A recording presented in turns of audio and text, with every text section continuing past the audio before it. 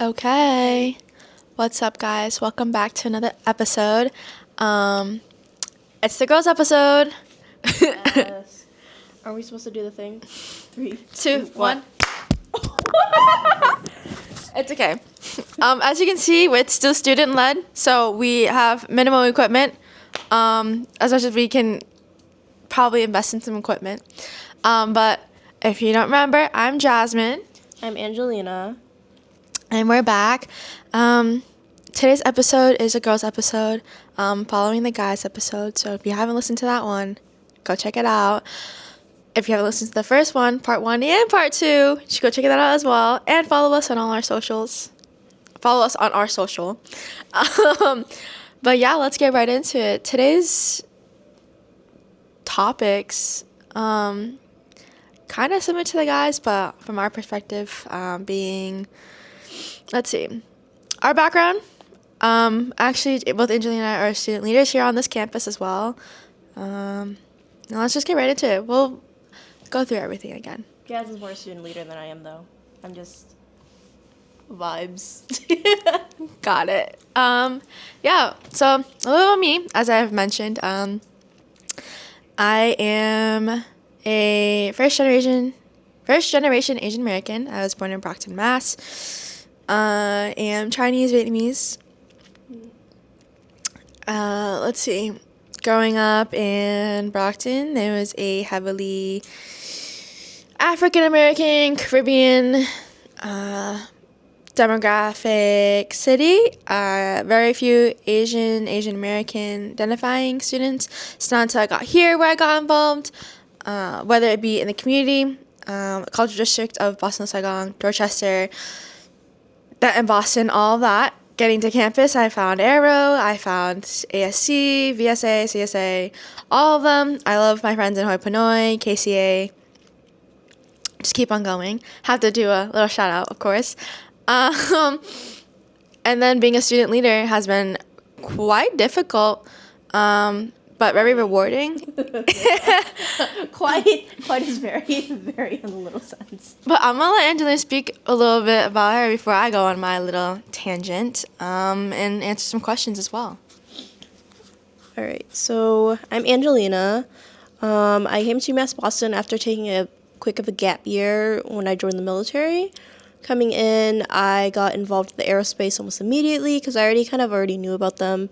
Going into UMass Boston, it was just a place I already knew that I was like, okay, yeah, this is where I need to stop by if I want to figure out my life as a college student now. Going into that, I didn't really, how do I say this? I never wanted to put myself in a leadership position. It was always just like, Angela, you should do this. And I'm like, TBD, ? And then I end up doing it. For me, it was a very, I guess, like, it was a step where I did have experience being in leadership positions before. I did have experience being basically stepping up. I just don't think I've ever had experience stepping up in the capacity that I did over the past few years, especially as I got involved in Aero. Further on that later in the episode. But I think, like, I've been more involved in the past 2 years or so, but I also quickly learned very much more how hard it is to be a leader, because there are different types of leaders and how you step up, especially as an Asian woman. To step up and being a leader, it's kind of hard to do at times, because there is this idea, at least for me, personally, I've always had people kind of, I'm like the HR when there's no HR. Like, I need to be the one to fill in the emotional gap at times.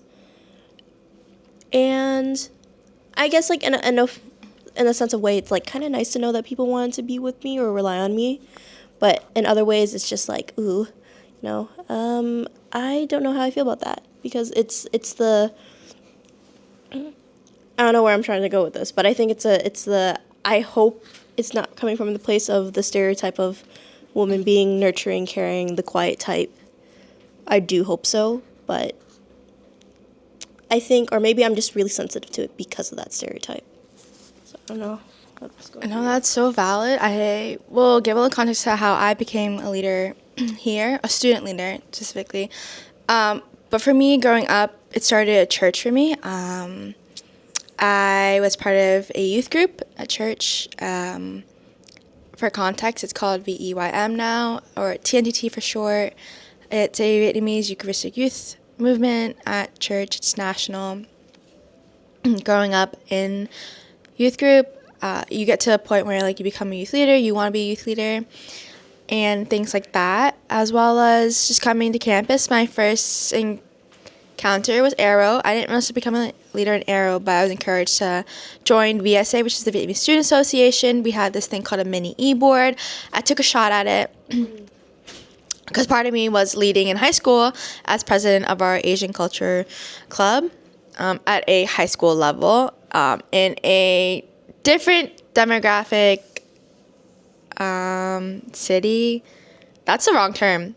A city where you didn't see much of your own. So I took that on for a few years in high school, even though it's just 4 years. Probably like end of my sophomore year to my senior year. Came here, mini e-board, VSA. Served VSA for so long, from being mini boards called chair, introducing that role, taking it on as like an official position my second year and my third year. But my third year took a little tumble from an accident. If you know, you know. For those that don't know, I don't know if this is appropriate to say, but I had a little accident. It happened at church. Love my church, love the people there. But I received a sign. I was hit. I was basically, I don't know. It's hard to explain. Some see it as like, oh, it's a freak accident. It was my fault. Some say it's like a sign. It just happened. A whole cross fell on me. It was really big. It was very big. So I had to take some time. I came back and I then became president. But outside of VSA, I was serving on a New England intercollegiate VSA level. So it's like a more regional level. During that time, I also became a youth leader at church, level 1 as well. And then, what else was there? Women's Center here, getting involved with the other organizations such as like ASC, Casa Latina, SAC, which is Student Activities Events Council, doing this with Arrow and my peers now, the Catholic ministry. Do I keep going? Community projects such as that in Boston as a director. And taking on a lot more that I can go on about. But it's been hard, I think, especially focus on Asian American women and being a woman student leader, a female student leader. Women's Center itself has been really hard. Out of all the culture centers under SMCA, which is Student Multicultural Affairs, Women's Center is like the hardest one because there is a culture to being, women, but like people don't see that, or it's hard to kind of get around and interact and get a group of women, because then we have groups like Her Campus that are thriving and doing so good, but it's like a different collaborative, to say the least, but also how you're seen as an Asian American woman in these positions as well. Why aren't you serving, ASC or Asian American serving organizations? Why is it that you're taking on a whole different culture, Women's Center, and things like that? But I love what I do. I think kind of changing the narrative is really important because we see a lot of men in power. Not kind of undermine men, but I'm just saying you see a lot of guys in power, and like now it's female dominated, or you see more females now. I'm like, yes, as you should, and all of a sudden the guys come in like a little sprinkle. But shout out to our guys on the Airing Out podcast as well. We love Dom and Kevin. Ew, don't ever do that again. For those of you that do not watch this and listen in, Dom just flexed on us. Disgusting. Okay, back day. Ew. This is what I mean. Okay, the best way I can describe myself, like the way I see myself as an Asian woman in leadership is like, I think people expect me to be like Toph from After the Last Airbender. That's actually not a bad. No, because like it's like the way that people kind of see it's like, you know how like people see Toph as this like masculine female, so like they just assume that she's definitely like a lesbian because she has like this. Oh. I've never seen that. Okay, so in Avatar: The Last Airbender, there is this like thing that people are like they're like, oh, Toph is definitely queer because she's this like you know, like a more masculine presenting female. But the thing is, it is canon in the timeline that Toph has been with many daddies throughout the series. And it's just like, I feel like people would just assume me as like some type of Toph. Not in the sexuality or queer identity type of way, but as a leadership role. Because like as an Asian woman, especially with a military identity, sometimes I have to feel like I have to prove my credibility, or it gives me such a credibility that people kind of just assume I can handle it. So then they give me more than I want to take, or they take advantage of that. So it's kind of like the way I see myself is like I am the Toph for leadership. And it's really, and that experience really shaped how I approach my style of leadership and advocacy.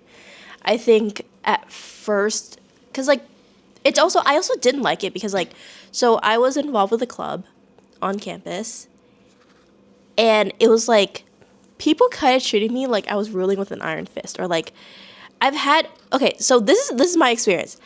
Apparently, it was during the beginning of the semester, so I was taking interviews for people to get into our e-board because I was the vice president at the time. And apparently one of the interviewees canceled their interview last minute. I could not figure out why. And the president told me, yeah, she texted me, she told me, it's because she found out you were the one that was interviewing and she got scared away. I was like, excuse me? And then she goes, yeah, she's like intimidated by you. And then I think like at that point of time, I was just like, but why? And it was because other members were trying to were wording it like, oh, she's gonna fuck you up, or like she's gonna fuck you over. Like it was kind of like, oh, like I'm like really strict. But really I'm not. It's just that like the way that I like to I'm sorry for people who see me as this, but it's also like as a woman I'm gonna be like this. Yes, it's a club, it's a school club, but at the end of the day, school clubs have like a certain expectation. They have a certain type of thing because we have quotas. We have things that we have to meet. Like I think like one of the rules at UMass Boston is a club has to hold at least 3 events a semester, or they're considered like basically inactive, or at the very least their budget gets cut. So when I'm pushing for people to do their jobs, I'm not trying to be mean. I'm not trying to be rude. I'm not trying to come off as like a bitch. Which I hate because I feel like that comes off that way because I feel like it's because I'm a woman. I don't know. Because like my thing is like at that time we had a president. He was also low-key the same way, and people didn't view him that way. So I was a little upset. I think after that, it made me really try to figure out what type of leader I was. Because I was trying to figure out, am I just being a bitch? Or was I just someone who is trying to do their job? No, I totally get that. Serving positions. I have served on boards where, for one, I've served a board where I was president and I had 2 male VPs, one IVP, one EVP. I now serve various boards where there is a male who holds presidency, or co-presidency, depending. And no, I was seen the exact same way. For me, it may be a little different because it's just, I'm the oldest daughter. I am the oldest, child itself. So there's like these standards and the way you're brought up, your upbringing itself roots into, it's so deeply rooted. And we try to break these stereotypes or like the single story itself. And it's so important to acknowledge because I acknowledge I'm not the best student leader. Oh, 100%. But we're there. We're present. Right, exactly. We're present. We're not saying that we're the best and that as women we should have more leniency. That is not the case. The case is that sometimes as a woman leader, there are some perceptions. And whether we lean into them or we beat them or we change it, it's very different. For me, I reflect very much back on my time being a student leader. I still am a student leader, but to a different capacity now, where I'm just doing media and a story, and I'm here behind a camera. I'm behind the camera. I'm not in front of a camera. Well, now I'm in front of, but it's hard. You have to reflect and take time. I think one thing that we both acknowledge is our time looking back at it, like what we could have done better. And you hope the best for the upcoming boards, and you communicate that. I think, crazy enough, I know what some people have said. I acknowledge that. I don't not acknowledge it. I understand where they're coming from, too. At first, I was just like, oh, there's no way. No, I kind of get it, and I am so sorry for that. But, yeah, I think being a student leader on this campus is hard because there are also standards to serving as a student leader on this campus. You have to meet the requirements of events. You have to do the whole budgeting, and you have people that do that. But, like, man, there's so much you have to follow and get done in order to serve in this institution. I think for me, too, is just, like, unlike other people, I know what it's like to work in a team in the capacity, like, once again, with my military background, I know that, like, there's a certain level or, like, how to organize a team. Because I do. So when I go into clubs with students who aren't at that same level, not to say that I'm better. No. But it's just, like, they have a different type of expectation coming in. Mm-hmm. So when I try to maintain, like, a sort of balance, because once again, there's the quotas, the logistics behind everything, it seems like I always fall into the category of, damn, she's a bitch. Like, no matter what I do. And I try to be very, but then there's also this weird thing of, like, they also treat me like the HR, where, like, they're like, man, so-and-so is giving me so much problems, I don't know what to do. And then I'm the one that has to handle all of it.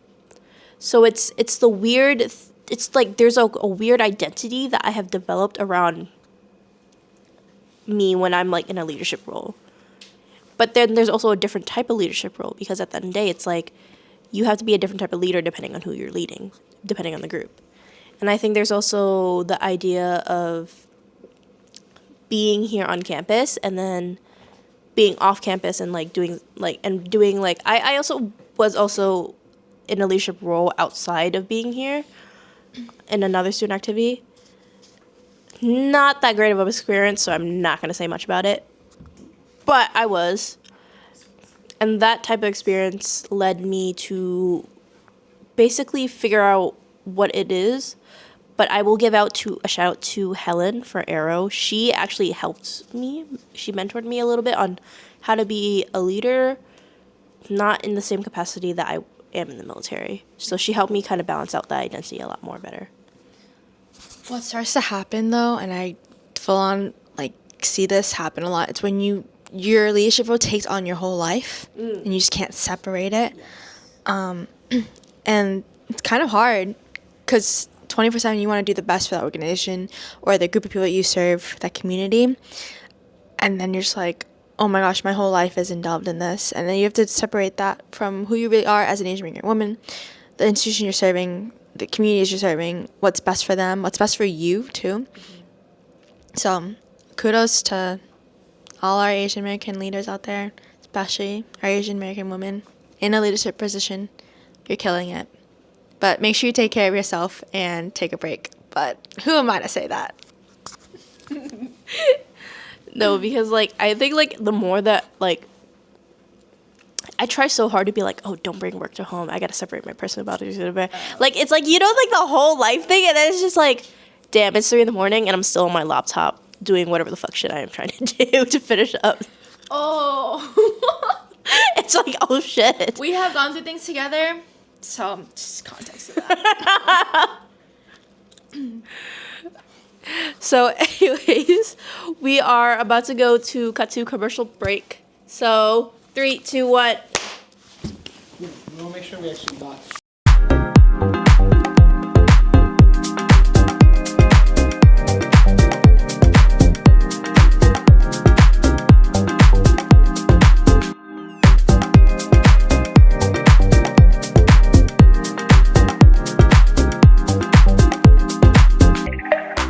Sure, you guys still have food going here? Okay, 3, 2, 1. All right. So, coming back from commercial break, I think what we were continuing on for. Separating kind of how the silent woman plays into our leadership roles and how we were just, because of that stereotype, we wanted to do our best, prove that we were the best. Not say prove it, but prove that we could give our best, and separating our personal lives with our leadership roles because it took on so much of our life. 3 a.m. Why am I still working on events and planning these things and just thinking about it, you know? But yeah. Yeah, I think like one of the things was there was the perpetual need to constantly prove my competence. And I think it's also coming from, you mentioned being about the oldest daughter. I'm not the oldest daughter, but I'm the default daughter. I'm the default child. So I'm the child that everybody relies on in my family. They tell me they need this, they need that.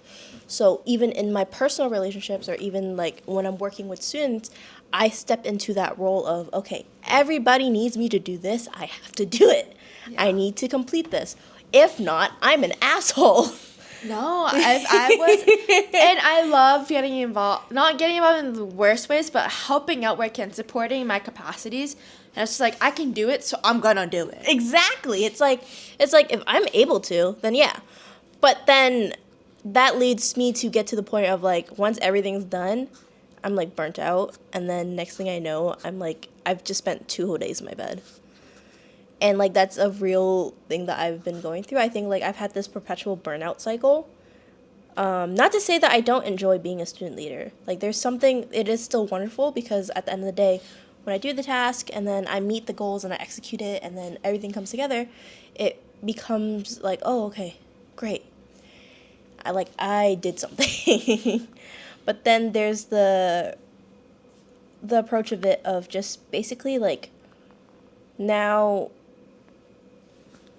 how do I have to reevaluate, and every time I do this, I have to reevaluate what it means for me to take space, right? So as a leader, how do I want to step up because now I'm burnt out? And I think this year I've done a very much more different approach. I think I've been much more kind of like, no, I'm burnt out. Like, I'm not doing any more than this. And I took a step back from, like, what I've been doing. Transparency. There was, yeah, that, okay. Communication. Oh, my God, transparency and communication, that takes it's so much more harder. So much more harder, because going from someone who was, like, at 3 a.m. being like, yeah, sure, I could work on some of these documents. Yeah, I totally get it. To being like, fuck no, I need to go to bed. Like, that is, like, that type of transition is like really hard because there's like a certain type of guilt that comes along with it, like an attachment of like, damn, I'm an asshole, or I'm failing, or why am I not doing better? Like, I'm not stepping up like I need to. you're so right. I have been going through a whole roller coaster of trying to be more transparent, communicating my thoughts, communicating when I'm tired. I have been told I look burnt out. Guess what? It's just a fire starter. It's just right there. Until that thing is lit, I am not burnt out. Until it has finally burnt, I'm not burnt out. And I acknowledge that. I think I have experienced being tired. I think you've experienced burnt out and you just don't realize it. Sure, let's go with that. Okay. No. But taking space, I never considered it taking space. I think it was the stepping up, because before me in certain roles, there were other women. Women's Center, women. VSA, actually, there were women before me as well. Let's see. CSA, the Catholic students, women.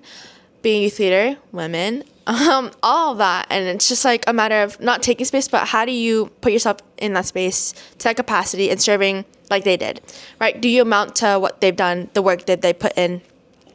Can you do just as much? Do better? Can you do more? What more can you do? What more is there to do? But yeah, with that though, I do have to ask, what is it like serving as an AAPI woman? And then what will it be like without Aero here on this campus? Because I know for you at least, and for me, without our Aero staff, like I wouldn't have been able to do certain things because they've encouraged me so much. And I have other mentors as well.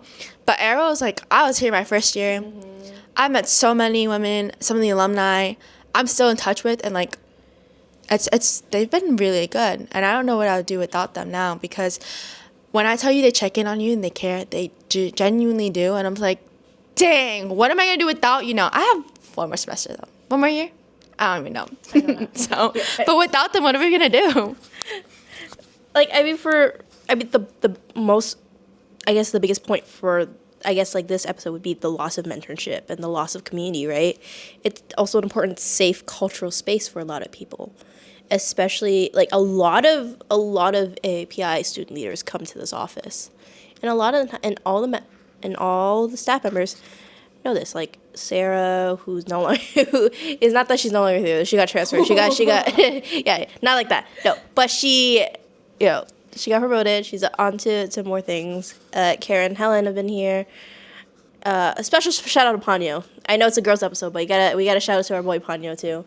But they've all been here to a capacity where we'll walk into the office. Well, at least maybe I'll walk into the office. And because Helen knows me, she'll be like, okay, so what happened? Or like, so that blah, blah, blah organization, huh? And I was like, yeah.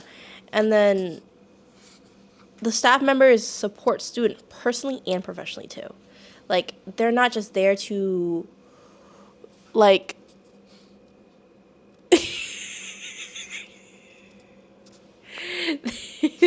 shout out Sati as well. Sati, who kept calling me a different name today.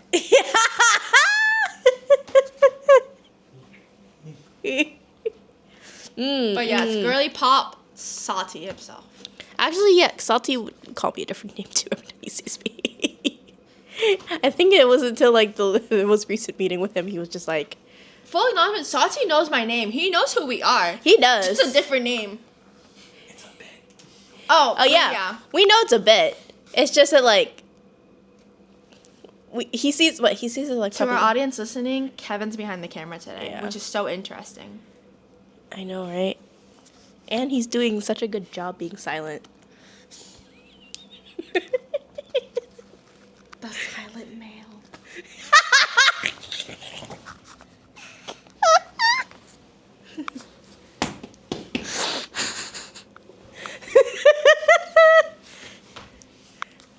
Taking up space. But like, I guess like to reflect, going back to the point, the staff members were able to professionally and personally like just basically check in on us.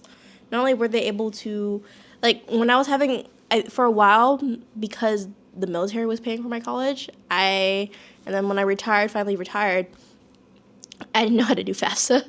So Helen like sat with me to do FAFSA with me, and she made phone calls for me to that FAFSA, to whoever was on the FAFSA line, was like, hey, she did her job. She was like, yo.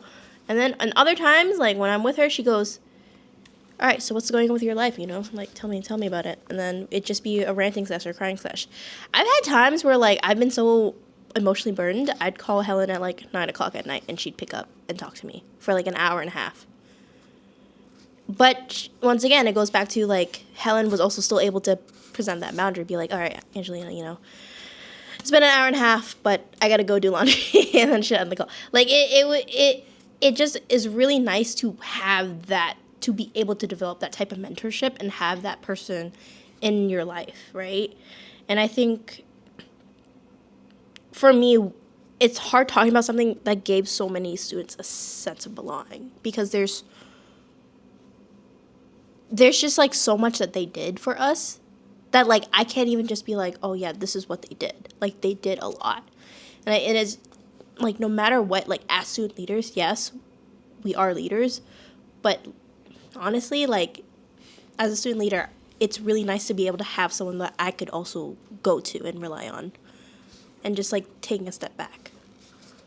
Shout out to alumni too, because yes, we do have our staff, but some of the alumni that I still communicate with or rely on to help guide me in some of these positions, it's great to know that they're still there for you. They still care about the space as well. Last week when we had our showcase, just seeing everyone coming together was amazing. Even planning ahead and things like that. So shout out to our staff and our alum and each other too. Honestly, there are times where I can only talk to like Angelina about certain things because she understands and she gets it.